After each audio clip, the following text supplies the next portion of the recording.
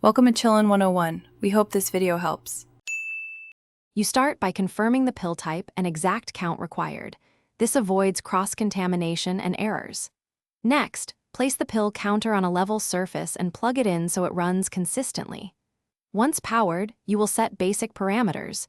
Choose the hopper and adjust counting speed, typically 300 to 600 per minute, because speed affects accuracy.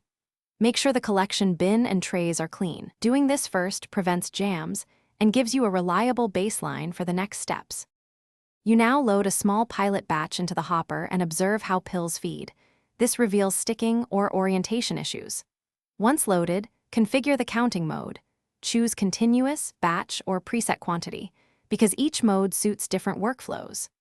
Run a trial count to compare the displayed number with manual tallying.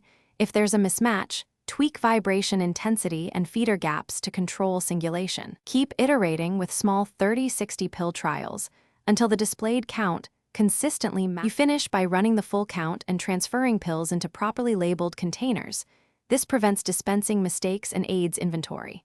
After that, perform a quick sample verification, either a manual 10-pill check or a weight-based spot check, because redundancy catches rare errors.